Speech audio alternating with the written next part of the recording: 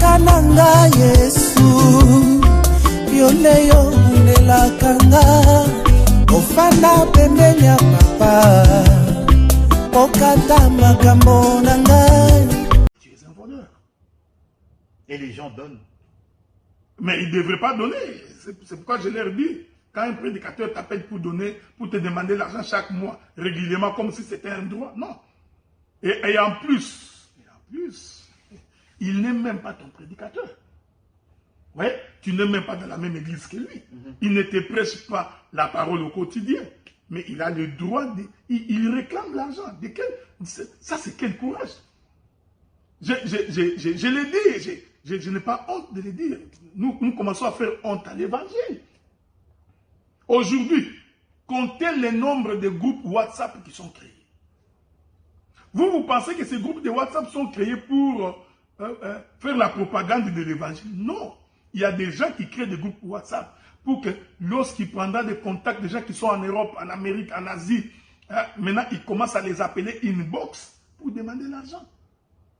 Oui, bon, ça, je vais finir par une chose. Ce qui est encore étonnant aujourd'hui, c'est que logiquement, c'est au peuple de bénir les serviteurs. Nous, nous vous bénissons par la parole. Paul a dit ça. Si nous vous enseignons les choses spirituelles, n'avons-nous pas le droit de récolter les temporaires? Ah oui. Okay? Faudrait-il encore que tu enseignes ces gens-là? Donc, ici, Paul ne voulait pas dire que tout frère, tu dois les récolter là-bas. Donc, tu enseignes, tu as le droit de les récolter. C'est ce que Paul dit. Hein? Bon, c'est que quand j'enseigne, j'ai le droit de récolter les temporaires. Mais aujourd'hui, c'est le contraire. Aujourd'hui, c'est les frères qui commencent à nous demander l'argent. Hein? Les frères commencent à appeler, donc là, envoie-moi $100, envoie-moi $400, envoie-moi $50. Mais parce que pour eux, ils se disent dans leur tête, les pasteurs sont des gens qui ont beaucoup d'argent parce qu'on leur donne. Bien sûr. Vous voyez, frère? Alors que la réputation est là. Et voilà. Donc, même les fidèles commencent à comprendre que si on veut avoir l'argent, il faut aller demander les pasteurs. Parce qu'on sait que nous sommes tous des voleurs, donc c'est ce que nous faisons. Non. Mais moi, ça fait des années ici. Est-ce qu'on me paye un salaire à la fin du mois que d'autres on te donne l'argent? Non. Mais vous savez, comme Dieu est juste, nous ne manquons pas l'argent. Dieu nous bénit. Nous travaillons autrement et Dieu nous bénit autrement. Donc, c'est pourquoi j'insiste pour dire, aujourd'hui, on est fatigué. On est complètement fatigué. On est complètement fatigué. Dès que vous touchez l'argent, tout le monde est en alerte. Parce que c'est servir leur propre ventre. Et moi, j'ai toujours dit, bien aimé dans le Seigneur, quand tu prêches bien, tu prêches dans la vérité, sans motif impur, le peuple te bénira toujours. Toujours. Il te bénira. Donc le peuple t'appellera sans demander. Est-ce que tu comprends ce que j'ai dit? Donc le peuple t'appellera sans demander. Il a suivi la prédication, il regarde. Ils ont aussi le Saint-Esprit pour distinguer que cet homme, c'est un homme de Dieu. Allez, il va t'appeler, donc là, je t'envoie $500. Je t'envoie $400.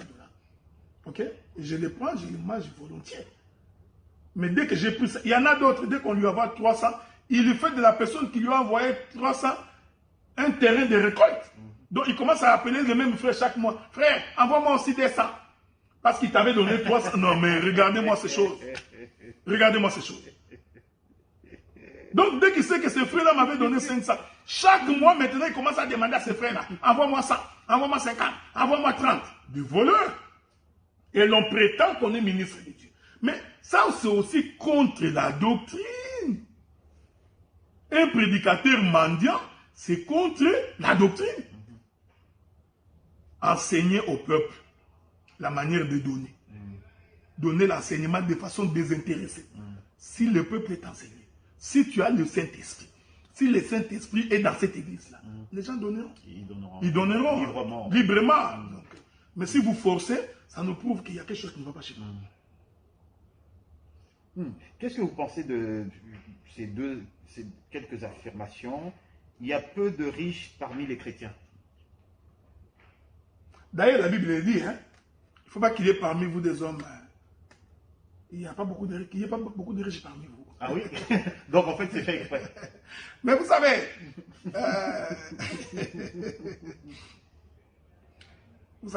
je ne suis pas contre la richesse. Je voudrais qu'il y ait beaucoup de riches, mais j'ai toujours aimé une prière qui a été faite. Je crois que ça doit être le psalmiste, c'est David. David qui dit, Dieu éternel, Dieu ne me fait pas excessivement riche. Sinon, de peur que je puisse m'éloigner de toi et que j'aille ailleurs. Mais pas trop pauvre non plus. Toi, oui, mais pas pauvre non plus. De peur que je te maudisse et je dise qui est Dieu. Donc Dieu, c'est pourquoi la Bible dit que quand vous avez quoi manger et quoi vous vêtir, cela vous suffit. Donc un homme de Dieu n'est pas, il ne court pas derrière la richesse. Hein? Sers Dieu, les choses viendront par elles-mêmes. Sers Dieu, Dieu te... Vous savez, des fois, je n'aime pas trop parler de moi. Mais moi, j'ai toujours cru que quand tu sers Dieu de la vérité, Dieu finit. Quand tu sèmes aujourd'hui, tu ne récoltes pas les mêmes jours. Tu viens de commencer l'église il y a 2 ans. Directement, tu vas avoir beaucoup d'argent. Non. Hein? D'abord, quand tu as... Vous savez, bon, regardez, quand tu as une église qui a 8 membres, 9 membres, bon, c'est normal que tu commences à appeler à gauche à droite pour demander de l'argent. Fais d'abord un travail. Travaille d'abord sur place. Et le travail du ministère doit se voir. On verra que ça, c'est un prédicateur. Voyez-vous? Donc, on ne peut pas faire une reconnaissance ministérielle par camaraderie. Parce qu'on est habitué. Ou parce que tu me donnes... Il y a des gens comme ça. Le frère lui donne l'argent, $200, 400, 500. Il est corrompu. Il va faire de cet homme un ministre. Un ministre, okay. Non. C'est pourquoi moi, je ne peux pas faire un ministre qui ne connaît rien. Non. Quand je reconnais quelqu'un ministre, j'ai toujours dit ça. Je prends l'exemple du docteur Roger Boulet. Donc, quand je l'ai reconnu ministre, c'est parce que j'ai vu qu'il a, oui, il connaît. D'ailleurs, il connaît beaucoup plus, il connaît plus que plusieurs qui crient aujourd'hui. Donc, même quand il prêche, vous sentez que l'homme a le ministère. Donc, ce n'est pas une reconnaissance par plaisanterie, ou parce qu'on est des amis, ou parce qu'on mangeait les foufous ensemble. Non, c'est-à-dire que même quand il ouvre sa bouche, vous sentez que cet homme ici a le ministère. Et puis, il a travaillé avant d'arriver dans... Voyez-vous ce que nous disons. Donc, vous prenez le docteur Guy Roger Bassafou. Non, vous voyez, vous sentez que cet homme ici a le ministère. Oui, absolument. Donc, nous ne faisons pas des ministres par plaisir. D'ailleurs, je voudrais vous informer que je serai en Europe l'année prochaine. J'ai encore 3 ministres à reconnaître l'année prochaine en Europe. Okay? Donc, au fond, à la fin de l'émission, je vais le dire. Donc, et ce sont des gens que j'ai personnellement formés, des gens que personnellement je suis, les gens que j'encadre personnellement. Donc, ils n'ont pas besoin de quelqu'un d'autre pour les reconnaître. Vous voyez? Et quand ils parlent, vous sentez que ces gens ici connaissent. Vous regardez sur le terrain, vous voyez que ces gens ici ont une église de 50, 60 membres. Alors, en vertu de quoi quelqu'un qui a 8 membres, 7 membres, qui ne fait pas preuve de son ministère, va prétendre qu'il est plus ministre que l'autre. Donc voilà, c'est un peu ça. Une dernière affirmation. Il y a plus de pauvres qui se tournent vers Dieu que les riches. Ah, non, bon, c'est parce qu'on a mal présenté l'évangile. Le problème, c'est parce qu'on a... J'ai oublié de citer le pasteur Azaf. Donc, vous sentez que, vous sentez que quelqu'un que vous avez formé, avec qui vous avez évolué, vous voyez, vous remarquez que oui, celui-ci va servir le Seigneur. Et c'est d'ailleurs lui qui va prêcher demain à l'Assemblée. C'est lui qui prêche demain à l'Assemblée de Montréal. Donc, vous voyez, donc on ne reconnaît pas par plaisir. Maintenant, cette affirmation qu'il y a beaucoup plus de pauvres qui tournent vers Dieu que les riches, c'est parce que vous aviez présenté l'évangile que les pauvres vont chez Dieu pour avoir la richesse. Hein? C'est comme ça que vous avez présenté. Les catholiques? Ben oui, c'est comme ça. Même la plupart de ceux qu'on appelle les églises de réveil, ils font la même chose. Donc, ils font en sorte que l'homme va chez Dieu parce qu'il croit qu'il va avoir une maison, avoir une voiture. Et puis cet évangile-là n'est que c'est l'évangile des pays sous-développés. Oui, parce que ça ne marche pas. Ah ouais, mais ici, ça ne marchera pas. Tu ne peux pas venir prêcher à quelqu'un ici que viens chez Dieu parce que tu vas avoir du travail. Ici, au Canada, le travail traîne. On cherche même des gens pour aller travailler. Alors, si tu vas prêcher à quelqu'un, si tu viens chez Dieu, tu vas aller trouver du travail. Et il te trouvera malade. Il va te dire, mais il y a des agences. Va travailler. Donc, c'est juste une mauvaise présentation de l'évangile pendant des décennies qui fait en sorte que les gens pensent que les pauvres, ce sont les pauvres qui vont chez Dieu. Nous prions Dieu, nous ne sommes pas pauvres. Hein, nous ne manquons pas à manger et à boire. Je vais vous dire, raconter une histoire. Vous savez, quand je grandissais, mon bien-aimé Sam, je le disais aujourd'hui matin avec une sœur qui m'avait appelé. Vous savez, quand je grandissais, j'étais J'étais un désordonné. Moi, j'étais véritablement... On ne va pas rentrer dans les détails. Non, non, c'est pas dans les détails. Et mais bon, par contre, le jour où vous allez faire votre... vous avez parlé de vous. ah, mon témoignage, il j'en faudra- parlais. Donc, moi, j'étais un troubadour, comme on dit, ok? Vous savez, quand j'ai quitté le Congo pour venir au Canada, beaucoup de gens étaient convaincus que je suis perdu. Ils étaient sûrs que maintenant, d'abord ici, il était un ambianceur, il n'avait rien, mais un ambianceur. Maintenant qu'il est parti au Canada où il n'y a personne, personne pour me contrôler. Il n'y avait ni des frères, ni des sœurs, personne. Moi-même, ici, bon, je trouve du travail. Les premiers salaires que j'ai, c'était pas un salaire, un don que le gouvernement m'a remis, comme réfugié qui venait s'installer. C'était 2800 $. Je n'avais pas travaillé, on me donne 2800 $. Donc j'avais toute la latitude de faire l'ambiance. Donc j'avais l'argent, je pouvais courir derrière les femmes, entrer dans des boîtes de nuit. Mais étonnamment, j'ai appris à craindre Dieu beaucoup plus quand je suis arrivé au Canada. Que quand j'étais en Afrique. C'est ici, malgré qu'on a un peu d'argent, on a un logis, on a du travail, et étonnamment, j'ai appris la crainte de Dieu dans ces conditions-là. Donc on ne peut pas dire que les gens qui vont chez Dieu, ce ne sont que des pauvres. Non, non, ça c'est mal présenté. En fait, les choses ont été mal présentées. Ah, ont été mal présentées. Ok, d'accord, là je vois effectivement. Qu'est-ce que vous pensez de Proverbe 10, de la bénédiction qui enrichit?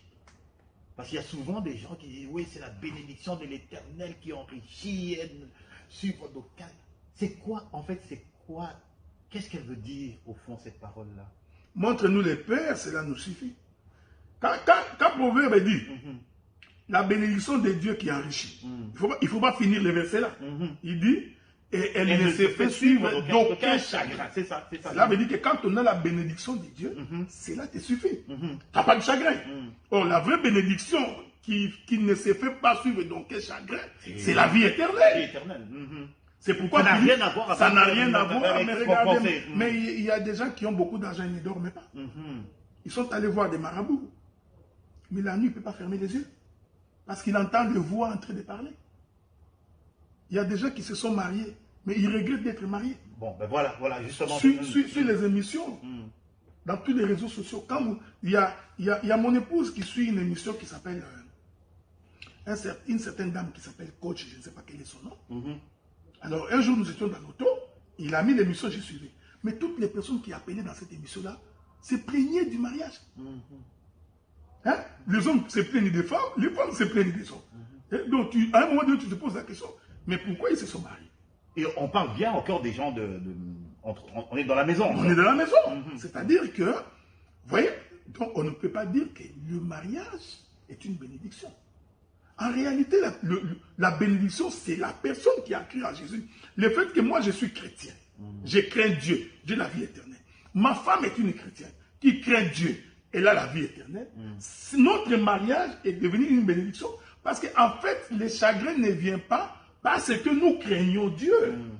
Tu vois? Donc, c'est Dieu en nous qui fait en sorte que le mariage est devenu une bénédiction. Donc, quand j'ai l'argent, moi, je ne vais pas dans un bar. Mais il y a quelqu'un, un bandit, dès qu'il a sa paix, vendredi soir, il est dans une boîte de nuit. Sa femme n'a pas à manger, il n'a pas à boire, il n'y a pas du lait. L'homme est en train de faire l'ambiance. Ce travail-là, ce n'est pas une bénédiction. Parce que ça se suit d'un chagrin. Donc, la bénédiction de l'Éternel qui enrichit, c'est la vie éternelle. Et quand on a Christ en soi, on est en paix. C'est-à-dire qu'on n'est pas dans les troubles. J'ai bien aimé saints, bien aimé frères et sœurs, vous me suivez. Quand véritablement tu as cru dans les dieux véritables, le vrai Dieu, tu es en paix. Même si les montagnes s'élèvent, même si les tempêtes t'envahissent, mais tu sentiras en toi une paix tranquille qui rassure que Dieu est toujours avec toi, qui rassure que rien ne peut t'ébranler parce que tu crois en un véritable Dieu. C'est ça la foi que nous avons en Christ. Et cette foi-là, nous l'avions expérimentée au fur et à mesure que nous sommes avec Dieu. Aujourd'hui, plus rien ne nous ébranle. Rien, absolument rien. Que les tempêtes s'élèvent, que les montagnes s'écroulent, nous sommes rassurés que Dieu est avec nous, qui marchera avec nous. Donc en réalité, ça n'a rien à voir avec l'argent, ça n'a rien à voir avec la richesse du monde et tout ça. Ben, j'ai prié le Seigneur et tout ça pour avoir une maison. Il m'a béni avec une maison. Et puis bon, voilà, il y a une tempête et la maison... Ce que je voudrais dire ici, c'est que Dieu peut te donner une maison. Hein, bien sûr. Donc, dans les jours qui viennent, je donnerai un témoignage parce que j'ai décidé finalement de donner les témoignages de ma personne parce que je ne l'ai jamais donné. Et je donnerai les témoignages de tous les biens que Dieu m'a fait. Ça, je les donnerai. Parce que tout ce que j'ai demandé à Dieu, je l'ai presque obtenu, presque. Il reste encore une dernière demande. Je crois que dès que je l'aurai, je vais aller au ciel. Ok. Mais, le problème, c'est que si quelqu'un n'a pas Christ en lui, même s'il s'achète une maison, cette maison devient une corvée. Il y a des gens qui ont de belles maisons, mais qui ne dorment pas dans cette maison. À quoi ça va te servir d'avoir une belle maison quand tes enfants sont des bandits? Quand tes enfants sont des délinquants, ça te servira à quoi? Or, tu comprends que la délinquance et le banditisme des enfants viennent par le fait qu'ils ne connaissent pas Dieu. Ok? À quoi ça va te servir d'avoir une maison quand ta femme est une impudique ou adultère? Voyez? Donc, vous voyez, le centre de l'évangile, c'est ce que je voudrais rappeler aux frères. Le centre de l'évangile, c'est que l'homme doit être converti. Voilà pourquoi toute prédication, tout enseignement, tout ce que nous prêchons, ce que nous recherchons dans l'homme, c'est que l'homme soit un homme transformé. Tout le reste là, c'est du blabla, c'est pour faire plaisir à la chair. Alors, si vous détournez l'église de cette préoccupation et que l'église devient un endroit où les gens viennent écouter des choses qui leur font plaisir, comprenez que vous êtes éloigné du royaume. Vous êtes éloigné de la maison de Dieu. Donc voilà un peu quoi, c'est ça. Eh bien, docteur, je vous remercie beaucoup. C'était assez élaboré. Je pense que vous avez... Est-ce que vous avez quelque chose à rajouter justement sur tout ce qu'on a dit? Moi, j'ai plus de questions pour aujourd'hui. Hein. Je n'ai plus de questions. Et donc, je vous laisse la parole pour le mot de la fin. Mais vous m'avez dit que vous allez me poser une question personnelle. Une question personnelle. Je ne vis pas avec les gens. Attendez, je sais pas. En fait, je ne me souviens plus. Non, je pense que il y a une chose que vous avez dite la dernière fois qui n'a peut-être rien à voir avec le sujet d'aujourd'hui. Vous avez dit la dernière fois, Moïse n'est pas rentré dans Canaan. Attendez, non, attendez. En fait, ma question à moi, c'était, est-ce que Moïse est rentré dans Canaan ou pas? Vous semblez avoir dit que Moïse était rentré dans Canaan.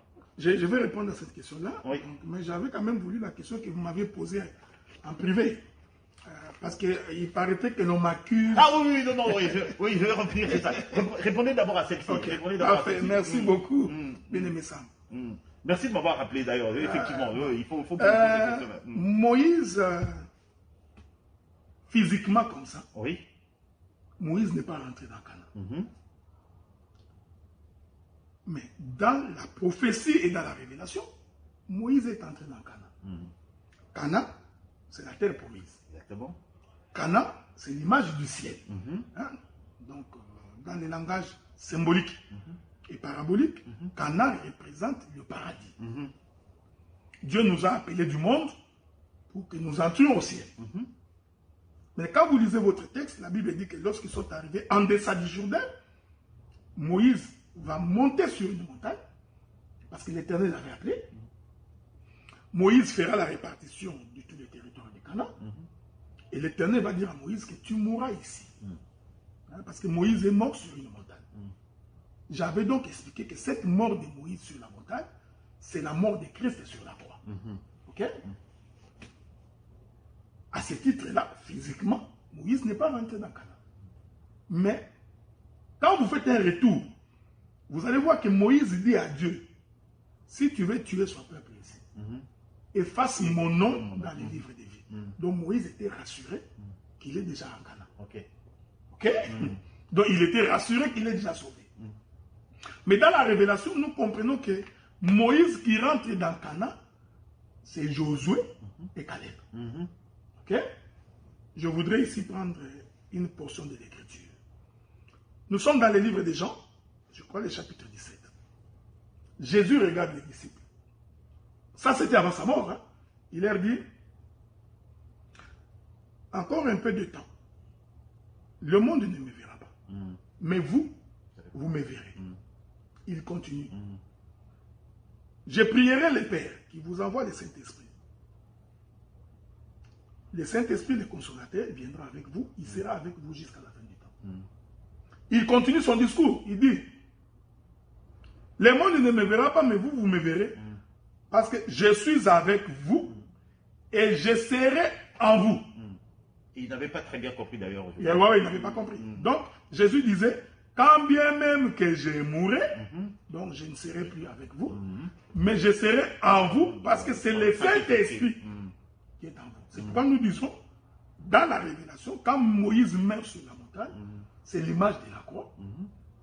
Mais comme c'est Josué qui fait traverser le peuple, en fait, Josué, c'est Moïse qui continue.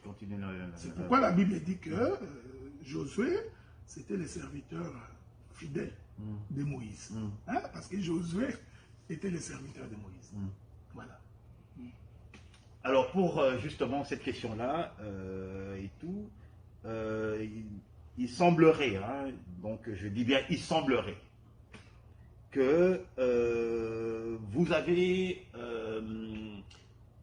vous vous êtes fait une certaine réputation de de vous séparer avec les gens qui travaillent avec vous. C'est-à-dire que vous perdez des ministres en cours de route, des gens qui commencent avec vous, et puis il arrive une situation, et ben voilà, on vous dit au revoir. Et il semblerait que vous commencez à vous faire cette réputation-là. Qu'est-ce que vous répondez aux gens qui prétendent des choses de ce genre-là? Vous savez, mon bien-aimé Sam, je crois que s'il y a quelqu'un qui devait être noyé depuis longtemps, je serais noyé. Jamais homme n'a été, bon, ça c'est une expression pour dire, hein, jamais homme n'a connu de combat comme moi. Je ne sais pas s'il y a des autres ministres qui ont connu des combats comme moi j'ai connu des combats.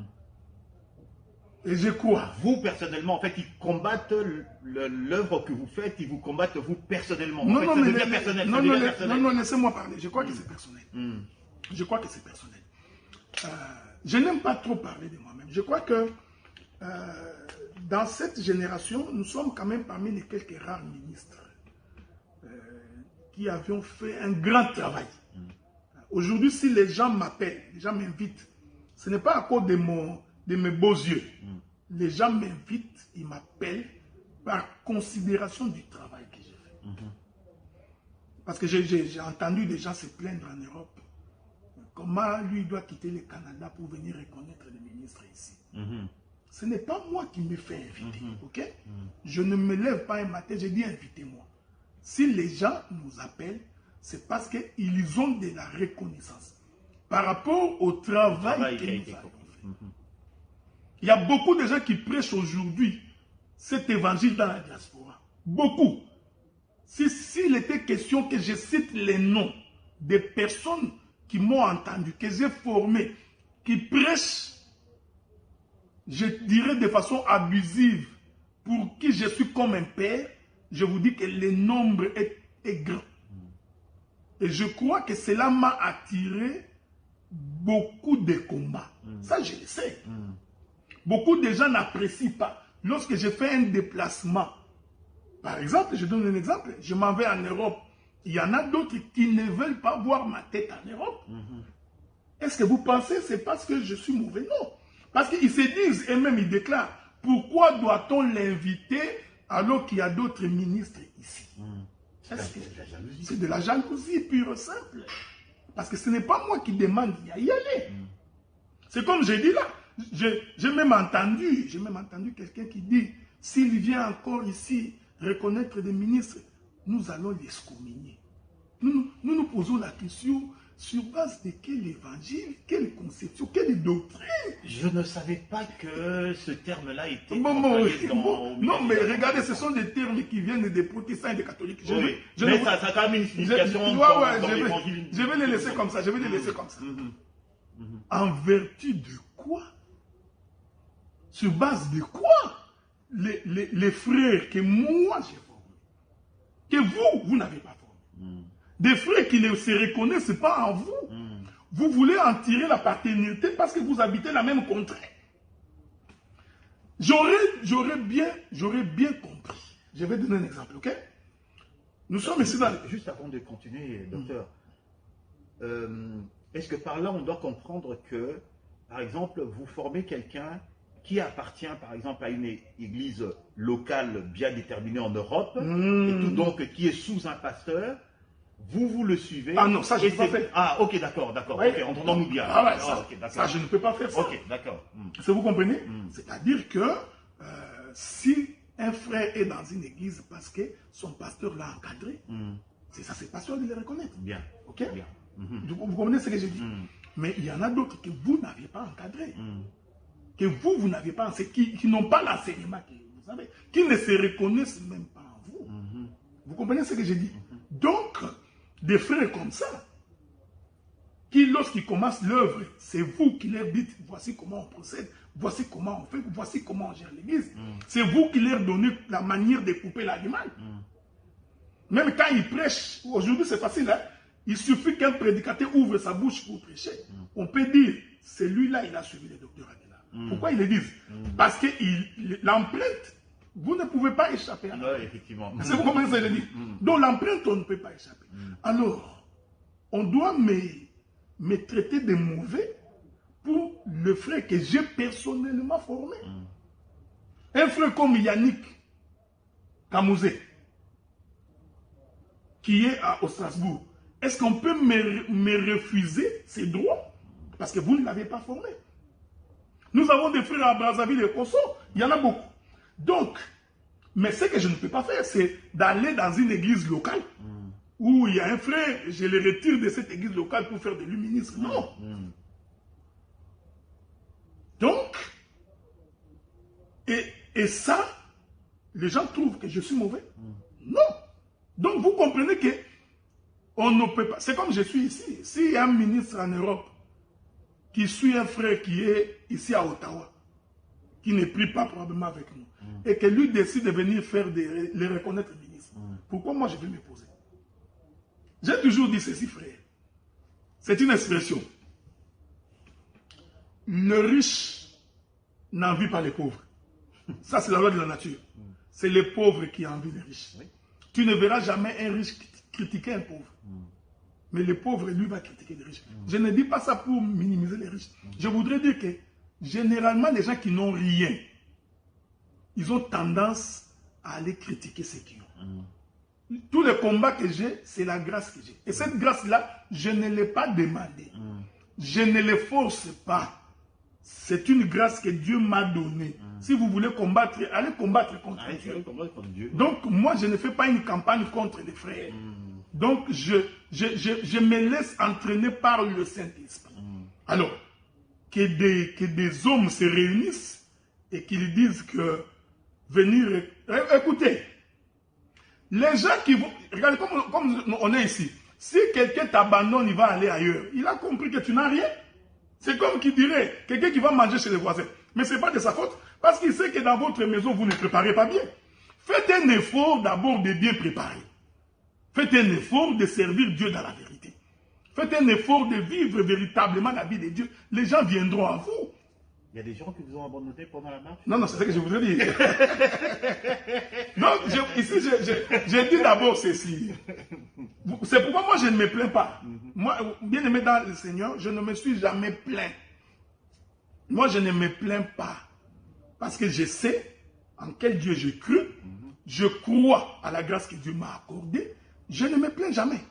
Si j'ai à me plaindre, je me plaindrai auprès de Dieu. Je dirai à Dieu pourquoi telle chose. Et Dieu me donne l'orientation. Je ne me plains pas, bien aimé dans le Seigneur. Parce que je crois que le ministère, celui qui a le ministère, il n'a pas peur. Pas du tout. Que nous soyons 15 000, 20 000, c'est lui qui a le ministère. Il n'a pas peur. Donc, le problème, c'est que déjà le fait que je vais en Europe régulièrement, il y en a, sur invitation, je ne vais pas. Non, des fois sur invitation. Même quand j'y vais par invitation, je m'achète mon propre billet. Moi, je ne demande pas au frère, achetez-moi un billet, je vais venir. Je crois que la personne qui m'a acheté un billet une fois pour quitter ici et aller en Europe, c'est le docteur Roger Boulet. C'est la seule fois qu'il m'a acheté un billet. Et le pasteur Josué Bimba, qui est à Londres, qui m'avait aussi acheté un billet de Bruxelles vers Londres. Mais dans la majorité des cas, quand j'y vais, c'est par mes propres frais. Ok? Donc, mais comme je suis ministre, dès que j'arrive dans la ville, les gens m'invitent. Donc, et mon calendrier est plein quand je suis en Europe. Mais il y en a certains qui ça dérange. Ça dérange gratuitement. Je ne leur ai rien fait. Je n'ai pas pris leur argent, je n'ai pas pris leur femme. Je ne les ai pas escroqués. Comment voulez-vous que nous servons Dieu? Nous annonçons l'évangile. L'autre trouve que c'est mauvais. Non, c'est de la jalousie pure et simple. Est-ce que vous comprenez ce que je dis? Donc on ne peut pas combattre son frère pour ça. Je prendrai plusieurs exemples. Qu'un ministre ait quitté le Congo pour venir prêcher au Canada ou aux États-Unis. Pourquoi moi j'en deviendrai jamais? Pourquoi? Qu'un ministre ait quitté l'Amérique et l'Europe va prêcher en Amérique. Pourquoi moi j'en deviendrai jaloux?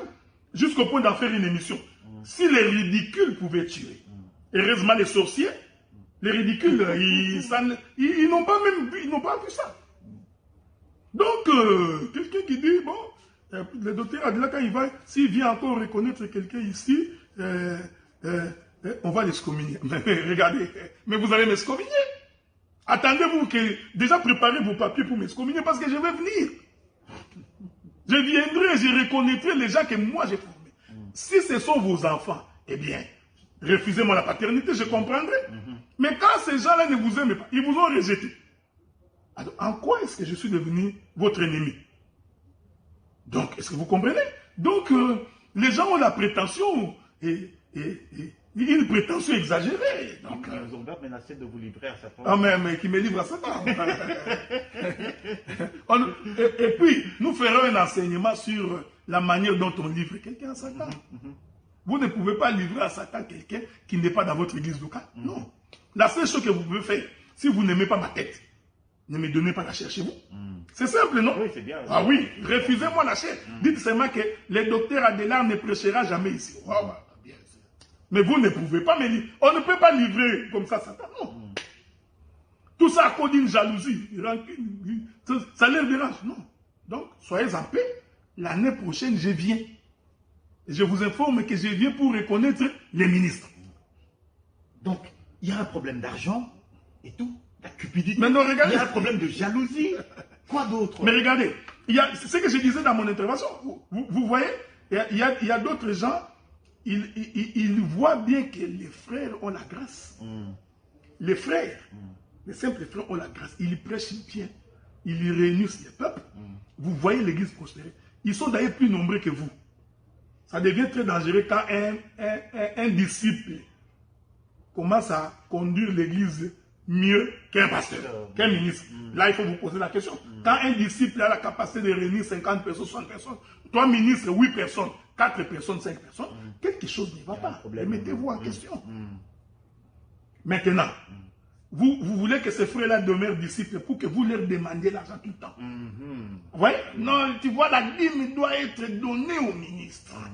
Alors, vous voyez que si ces frères ici deviennent ministres aussi comme vous, vous n'avez plus le droit de leur demander la dîme. C'est mauvais. Mais regardez, moi, prédicateur, je prêche ici. Mais quand je voudrais élever quelqu'un, je prendrais quelqu'un que j'ai formé. Le pasteur Azab, je dirais, c'est le pasteur Azab. Dans mon église, dans l'église où j'ai élevé. Hein? Donc, c'est ça. Le problème, c'est que les gens sont tout simplement jaloux. Ça, c'est un premier élément. Deuxième élément, mon bien-aimé, ça. Vous savez, je disais tantôt là que j'ai compris que quand tu as la grâce, tu seras vraiment combattu. Ça, j'ai vraiment compris ça. Il y a des frères qui sont connus par mon podium.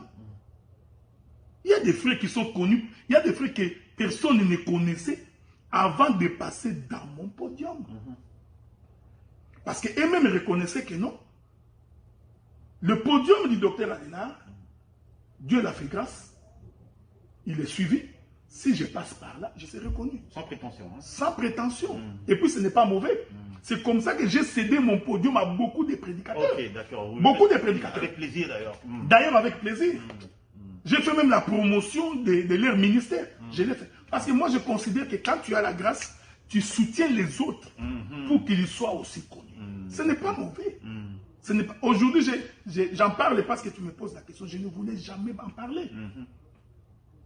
Donc, la majorité des prédicateurs qui sont connus dans les réseaux sociaux, je dis bien dans les réseaux sociaux, aujourd'hui dans la diaspora, beaucoup sont passés par mon podium.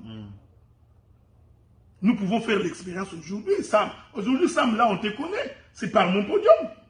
Donc, demain, là, tu vas te réveiller un matin, tu dis que je suis devenu mauvais. Non, mais je te pose la question, parce que c'est toujours comme ça. Donc, c'est de l'ingratitude. Je considère ça comme étant de l'ingratitude, tout simplement. Ici, je ne voudrais même pas citer un nom ici. Vous savez, il y avait des gens qui, à la limite, m'adoraient. Lorsqu'il m'a vu, il a eu l'impression qu'il vient de rencontrer Jésus. J'ai des déclarations. Mais, quelques temps après, je suis devenu mauvais. Quelques temps après, le docteur Adela n'aime pas les gens. Maintenant, venons-en au fait. L'Écriture dit, ce n'est pas un péché. L'Écriture dit que deux ne peuvent pas marcher ensemble s'ils ne se mettent pas d'accord. Non. C'est une Écriture. Donc nous pouvons ne pas nous mettre d'accord. Nous nous séparons, ce n'est pas mauvais. Et d'ailleurs, il y a eu les précédents chez les apôtres même. Mais oui, ce n'est pas mauvais. Nous nous sommes séparés avec l'apôtre Franck Yemba, Omambi. Mais c'est mon frère. Je n'ai pas dit que ce n'est pas mon frère. Non, moi je continue à dire que c'est mon frère. Mais puisque nous ne nous sommes pas mis d'accord sur la vision, sur la manière de diriger l'Église, nous nous sommes séparés. Si j'ai besoin de lui, je l'appellerai. Absolument. S'il a besoin de moi, il m'appellera. Oui, vous gardez derrière. Donc, il n'y a rien de personnel. Le docteur Jean-Michel Badji, nous causons, j'ai ces messages. Nous ne sommes pas mis d'accord sur la manière de conduire l'Église. Parce que, vous savez, on peut avoir l'Écriture, connaître la Bible, mais diriger localement l'Église, il faut aussi une vision. Cette vision n'a rien à voir avec les Écritures. Non, c'est la vision où tu voudrais amener l'Église. Jusqu'à quel niveau? Qu'est-ce que vous projetez faire? Cette vision peut différer d'un ministre à un autre. Alors, si vous ne vous mettez pas d'accord sur cette vision-là, vous pouvez vous séparer. Mais en restant en mon terme, je cause avec Jean-Michel Badji calmement. Je sais que vous n'avez pas beaucoup en parlé parce qu'il n'y a pas eu vraiment d'annonce officielle. Est-ce qu'on peut dire que c'est le cas, c'est ce qui s'est passé par exemple avec le pasteur Obed dernièrement? Oui, oui, exactement. Donc, c'est-à-dire qu'à un moment donné, si vous ne vous mettez pas d'accord sur... bon, considérons que Obed c'est encore un disciple, hein? Donc, je crois que son cas n'est pas un cas abordé parce que ce n'est pas un cas d'un ministre. Ok? Donc, ce n'est pas un cas d'un ministre. Donc, je préfère ne pas aborder cette question-là parce que ce n'est pas un cas de ministre. Donc, je parle des cas de ministres. Voyez-vous? Donc, et nous sommes dans un territoire où quelqu'un peut débarquer de l'Afrique, il arrive ici, tout d'un coup, il devient ministre. Ok? Nous avons des gens comme ça. Là-bas, il était frère, disciple. Il vient ici, ministre. Non. À un moment donné, comme moi j'ai un franc-parler, je vais dire non. J'ai vérifié, toi tu n'es pas ministre. Quand bien même que tu prêchais, pour moi tu n'es pas un ministre. C'est mon franc-parler là. C'est ce que les gens trouvent que je ne fais pas. Non. Moi je ne fais pas de l'hypocrisie. C'est-à-dire que quand je trouve que cette question semble ne pas marcher, je te l'ai dit. Mais ce n'est pas par rancune. Ce n'est pas par mauvaise foi. Ce n'est pas parce que je ne veux pas, parce que je vous dis, je vous l'ai dit. Moi, je n'ai pas peur de la chair. Et je n'ai pas peur d'un prédicateur, pas du tout. Parce qu'il ne s'agit nullement d'une compétition. Non, absolument. Donc, le travail que nous avions fait suffit déjà pour dire ce que nous sommes. Donc, la Bible est claire. Quand les gens ne se mettent pas d'accord, ce n'est pas de la division. Non, bien sûr que non. Vous comprenez ce que je dis? Ce n'est pas de la division. Donc, les frères qui sont... D'ailleurs, dans mes émissions, je vous dis qu'à Montréal, il y a 2 églises. des assemblées des saints. Nous avons l'assemblée des saints qui est sur boulevard Saint-Laurent. Nous avons l'église des saints où les Franck et les Jean-Michel sont. Ils sont sur Jean-Michel.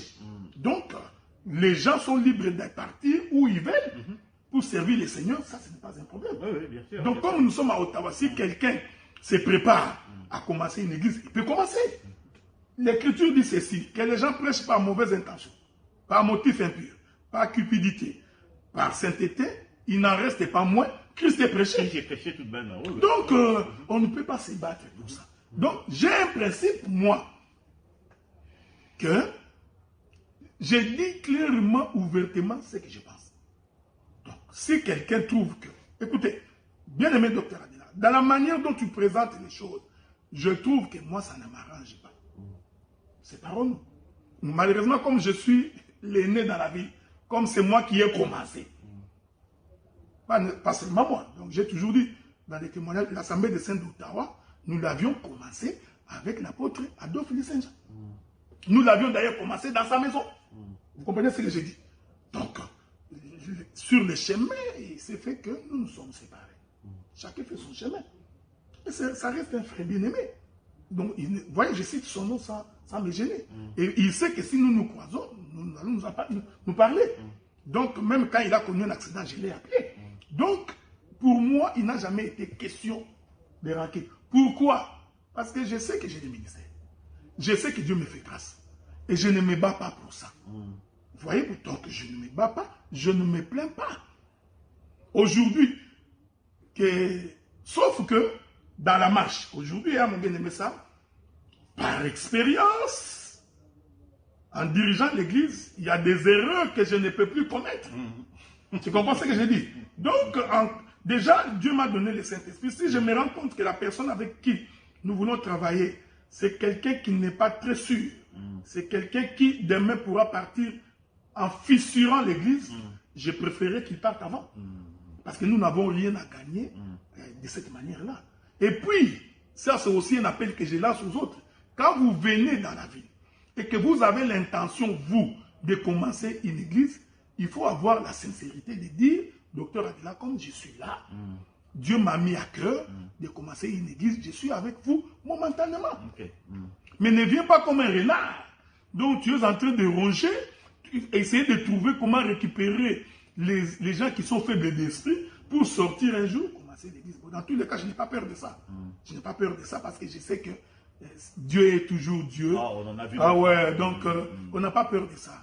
Donc Dieu est toujours Dieu, à moins que nous soyons malhonnêtes, à moins que nous ayons un mauvais cœur. Mais si Dieu sait que nous sommes sincères, que nous n'avons jamais de la haine, de la rancune pour quelqu'un, Dieu ne peut pas nous laisser comme ça. Il ne peut pas nous abandonner. Donc c'est un peu ce que je voulais dire. Donc mon problème à moi, ce n'est pas que je me sépare avec les gens. Le problème c'est que beaucoup de gens trouvent que la manière dont nous dirigeons, ça ne les arrange pas. Est-ce que ça voudrait dire que j'ai raison, qu'ils ont tort? Non. Non. Ok? Donc ils peuvent aussi avoir raison.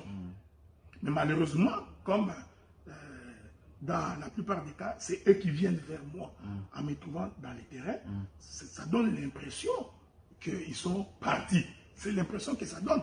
Mais nous sommes frères et nous sommes des très bons frères. Donc, j'ai fait un effort de vivre en paix avec tout le monde. Quand bien même que je sais que il peut y avoir des gens qui ne m'aiment pas, qui ne me supportent pas. Ça, je sais. Mais considérer que quand tu n'as rien, les gens ne jettent pas les regards sur toi. Donc, quand tu as quelque chose, les gens jettent les regards. Pourquoi jettent-ils les regards? Parce qu'ils se sont rendus compte qu'il y a quelque chose là-bas. Voyez-vous? Donc, moi, j'ai fait l'œuvre de Dieu dans la simplicité, dans l'humilité, mais je reste un homme intègre, honnête et droit. Avec un franc-parler. Avec un franc-parler. Quand c'est un péché, je te dirais que c'est un péché. Je ne mâche pas les mots. Je ne viens pas ici pour dire les erreurs des uns comme des autres, ni mon erreur. Donc, moi, je suis du genre, quand c'est mauvais, je te l'ai dit que c'est mauvais. Que cela t'énerve, je te dirais que c'est mauvais. Que tu décides de partir, que Dieu soit loué.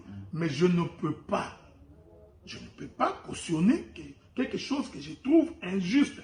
Je suis un épris de justice. De par mon éducation, la manière dont mon père m'a élevé, je ne tolère pas l'injustice. Alors, dès que je me rends compte que ceci n'est pas correct, j'ai un franc-parler, je l'ai dit. Quand je trouve que cette manière d'agir, c'est exploiter le peuple, j'ai dit que c'est de l'exploitation. Vous comprenez ce que j'ai dit? Quand je trouve que nous nous réunissons pour nous partager les offrandes, c'est vraiment ça la raison. Je vous dirais que cette manière d'agir, je ne suis pas d'accord. Donc, alors, bon, il y a aussi autre chose. Généralement, les gens confondent. Les gens pensent que tout ministre doit nécessairement être dirigeant d'une église. C'est faux. Tu vois? Donc, tu peux également être ministre sans diriger l'église. Les gens pensent que quand on est ministre, il doit nécessairement diriger l'église. Maintenant, qu'est-ce qui arrive? Ceux qui n'ont pas les dons de gouverner, ils vont jalouser ceux qui ont les dons de gouverner. Ça sera comme ça dans tous les groupes. Partout où vous vous réunirez, vous allez vous rendre compte qu'il y aura toujours quelqu'un, 2 ou 3, qui ont les dons de gouverner. Ces dons-là est naturel. Maintenant, les gens qui n'ont pas les dons de gouverner, qu'est-ce qu'ils font? Ils vont commencer à combattre ceux qui ont les dons de gouverner. Et ça crée un désordre. C'est pourquoi, préalablement, avant de commencer l'œuvre, il faut que vous vous mettiez d'accord. Pour élire un... Non, pas pour élire, pour savoir qui de nous a les dons de gouverner. Qui de nous? Et ces dons-là, ce n'est pas que moi j'ai les dons. Vous verrez la manière dont il fédère les gens, la manière dont les gens viennent. Vous verrez que cet homme a les dons de gouverner. Et quand vous avez véritablement le Saint-Esprit, vous laisserez à celui qui a les dons de gouverner. Tu peux être un bon prédicateur sans gouverner. Tu peux être un bon prédicateur sans diriger l'église au quotidien. Mais malgré tout, les décisions de l'église se prennent de manière collégiale. De manière collégiale, chacun donne son avis. Regardez, je vais vous dire une chose. Quand nous nous réunissons en collège pour débattre, nous débattons avec des points de vue contraires. Mais si nous décidons que c'est ce que nous allons faire, même ceux qui n'étaient pas d'accord devraient se plier.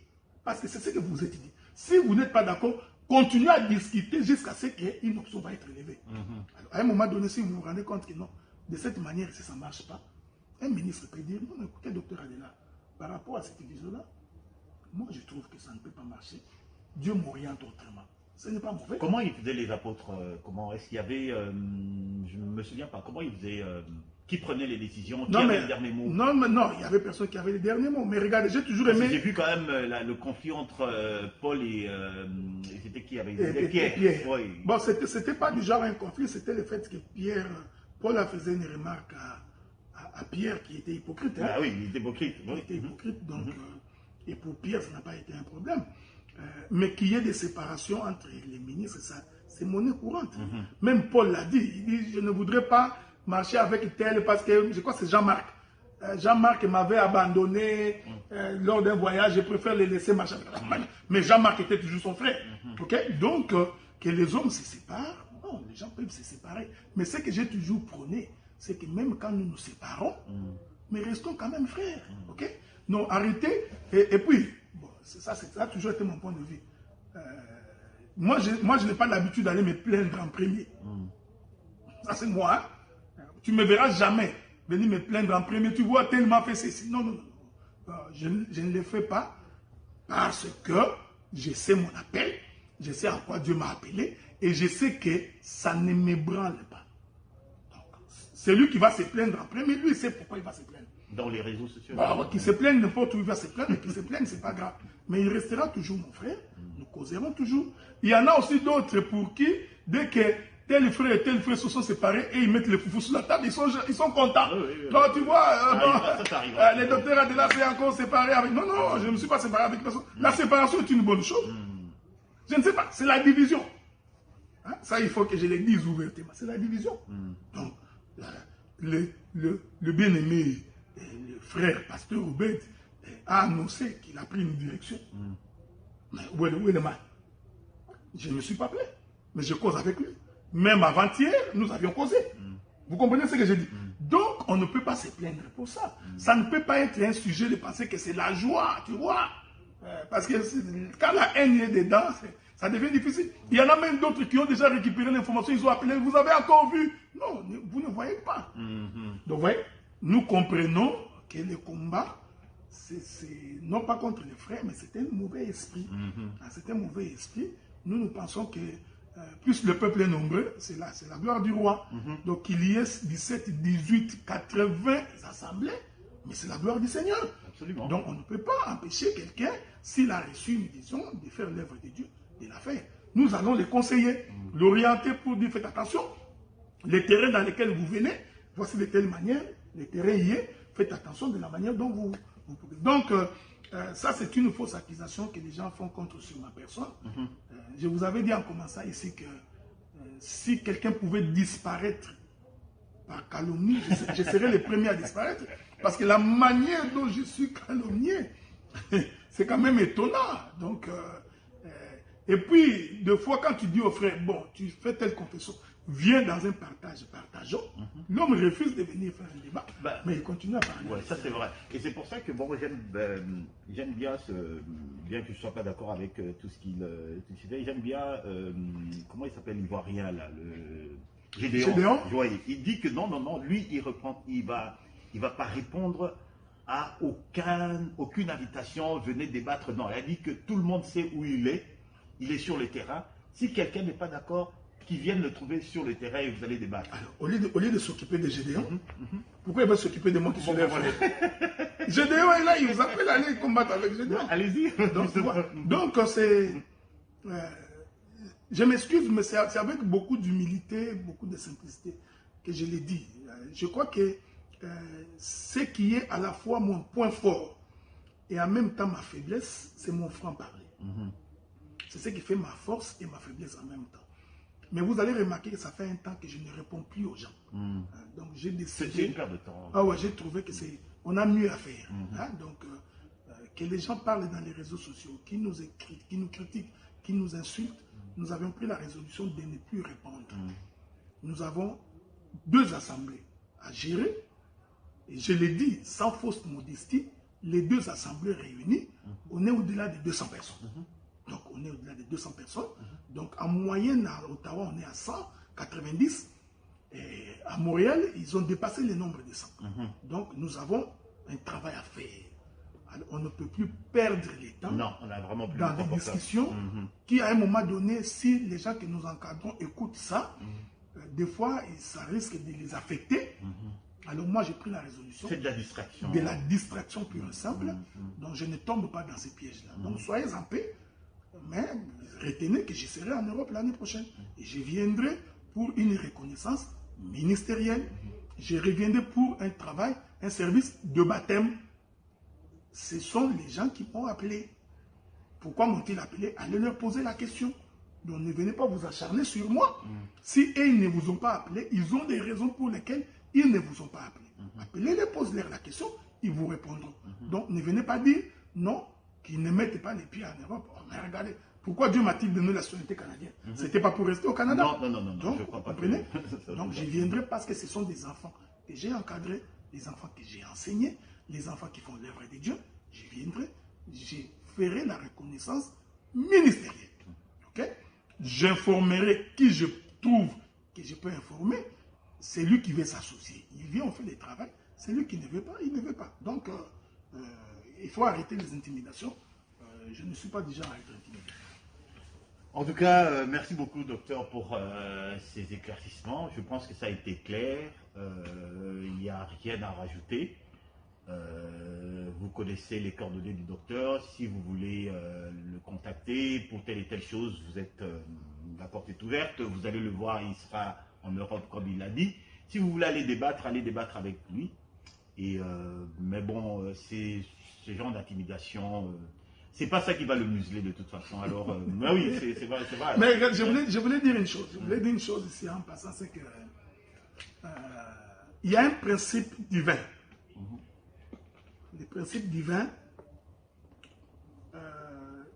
chacun de nous a une source à partir de laquelle il a tiré ce que Dieu lui a donné. Moi, je suis un fils de l'université 83, qui était à l'époque Kimbongo Kipata Bakwandumbu, université 83.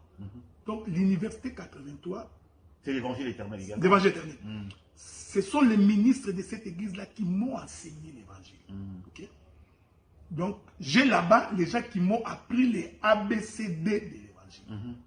Quelles que soient les divergences que je peux avoir avec eux, je ne renierai jamais que c'est de là que je tire ce que j'ai aujourd'hui. Vous voyez ce que je dis? Donc l'histoire, on ne peut pas la changer. Donc j'ai été prêché par ces gens-là. Donc même aujourd'hui, je n'ai pas honte pour dire que le docteur Kalo Kabunda est parmi mes prédicateurs. Donc il m'a prêché l'évangile. Ça c'est un principe de Dieu. Et Dieu a fait en sorte que l'évangile éternel m'a porté. Donc c'est grâce à cet évangile éternel que je suis devenu ce que je suis devenu. Ça, je ne peux pas le nier. Il est vrai que je suis arrivé au Canada, je me suis battu avec l'évangile éternel pour que je sois devenu. S'il y a des gens qui me suivent aujourd'hui, Lubumbashi, Kolwezi, Kananga, Bujimaï, partout dans le monde, c'est parce qu'ils se disent, c'est notre frère des assemblées des saints, de l'évangile éternel. Donc ce que je suis, c'est aussi le concours de tous ces gens-là. Alors, ce que je voudrais dire, dans la vie, c'est lui qui t'a porté. Même si tu as un point de divergence, il faut faire attention. C'est très important. Ça, c'est le mal de beaucoup de prédicateurs. Tu ne peux pas insulter quelqu'un qui t'a porté. Tu ne peux pas insulter, ça je l'ai dit, quelqu'un qui t'a donné un podium. Même s'il tombe dans l'impudicité. Non, mais s'il tombe dans l'impudicité, il faut le lui dire. Il faut aller lui dire. Mais ce n'est pas commencer à faire le bashing. Non, ouais, ce n'est pas aller raconter des histoires derrière son dos pour que les gens trouvent qu'il est mauvais. Parce que ça ne marchera pas. Je vous avais dit que si vraiment quelqu'un pouvait disparaître, je serais disparu il y a longtemps. Parce que les choses qu'on a racontées sur moi, le Seigneur a fini par prouver que ça n'a jamais été vrai. Sauf que moi, je n'ai pas cette habitude de venir me justifier. Malheureusement, quand les gens vont raconter, les gens viennent me poser la question. Tel a appelé, il a dit ceci. Tel a appelé, il a dit ceci. Tel a appelé. Alors que c'est faux. Et archi faux. Tu comprends ce que j'ai dit? J'ai même entendu... bon, ça, je vais laisser tomber. Ce n'est pas important. Donc, c'est un principe divin qui renferme la bénédiction. Voilà pourquoi je suis parmi les quelques rares prédicateurs. Moi, quand j'ai mal agi, je demande pardon. Les gens pensent que demander pardon est une faiblesse. Au contraire, demander pardon, c'est ce qui fait ma force. Alors vous vous posez la question, comment se fait-il? J'ai entendu quelqu'un qui dit, mais comment tout d'un coup vous êtes devenus très nombreux? Je leur ai dit, non, c'est Dieu, ce n'est pas nous. C'est-à-dire que quelque part là, nous faisons un effort pour vivre véritablement la main de Dieu. Dans l'humilité, dans la simplicité. Oui. Et les gens qui me côtoient, ils savent que le docteur Adila, quand vous lui faites la remarque sur quelque chose qu'il a fait qui n'est pas bon, moi, ça ne prend pas une seconde pour demander pardon. Tout le monde le sait. Même quand j'ai fait une déclaration publique et que cette déclaration dérange beaucoup, je reviens pour demander pardon. Voyez-vous? Cependant, si j'étais à votre place, avec la renommée que j'ai, avec le travail que j'ai fait, vous ne demanderiez jamais pardon. Ouais, donc c'est cette manière-là de... Et puis, ayez l'habitude, quand vous avez quelque chose contre moi, appelez-moi. Arrêtez de faire une émission. Arrêtez de faire une émission, appelez-moi, discutons. Même si on va se chamailler, nous allons nous chamailler. On en a l'habitude. Mais ne faites pas une émission à mon nom. Ça ne vous servira à rien parce que ça ne changera rien. Voilà, j'ai fini mon livre. Et surtout qu'on a l'avantage dans les assemblées des saints d'avoir cette liberté de pouvoir débattre. Voilà. Une liberté qu'on n'a pas spécialement. Moi, je me souviens quand j'étais dans les assemblées de Dieu, dans les églises évangéliques et tout, on n'avait pas cette liberté-là de pouvoir débattre ouvertement. On n'avait pas la liberté de pouvoir dire à un ministre, par exemple, que non, écoutez, vous avez tort, etc. On n'avait pas cette liberté-là. Or, les assemblées des saints, justement, donnent une plateforme pour pouvoir échanger, pour pouvoir débattre et tout. Et c'est pour l'édification. Donc je pense que jouer à l'hypocrisie, ce n'est vraiment pas quelque chose, ce n'est pas bien d'abord, et c'est vraiment pas ça qui va faire avancer le... Non, pas du tout. Pas du tout. En tout cas, docteur, merci encore. On a pris beaucoup de temps parce qu'il y a eu beaucoup de choses à dire. Et donc, on se retrouve la semaine prochaine. On peut suivre la chanson? Oui, bien sûr, bien sûr, bien sûr. Est-ce qu'on remet la même? La chanson que Dr Roger Mouleli a chantée. Oui. Aujourd'hui, je n'ai mis que lui, hein, docteur Roger Boulé. Donc, je crois que ce serait une bonne chose que nous puissions écouter la chanson. Ok, attendez. On va trouver la chanson. Donc. Ah oui, il faut que je retrouve ça. On va essayer de les retrouver, donc, comme ça, essayer de mettre ça. Donc, voilà, bien aimé, nous nous excusons d'avoir été très long. C'est ce frère-là qui m'a posé la question personnelle. C'est là que j'ai profité pour m'étaler. Donc c'est lui qui a bouffé votre temps. Donc, ce n'est pas moi. Donc, supportez-nous. Donc, nous allons demander. Souffrez. Souffrez, comme on dit. Hein, souffrez avec nous. Donc, nous vous saluons tous, mes bien-aimés frères et sœurs. Que Dieu vous bénisse, que Dieu vous garde. Nous serons demain ici, dans l'Assemblée des Saints d'Ottawa. Nous allons clôturer notre enseignement sur Isaac. Vous l'avez trouvé? J'essaie d'abord de faire fonctionner. Je t'avais acheté un nouveau téléphone. Hein. Donc, c'est ce que je disais. Donc, nous clôturons notre enseignement sur. C'est ça? Ah, c'est ça. Liboman Nzambé, c'est ça? Non, j'ai dit là, tes chansons-là. Ah, ok. Comment c'était quoi encore? Attends, je vais vous trouver ça. Je n'ai jamais vu. Voilà, c'est ça. C'est ça. Bon, j'aime ça. Tu peux mettre le volume. Donc voilà, on va se retrouver demain à l'Assemblée. Il passe.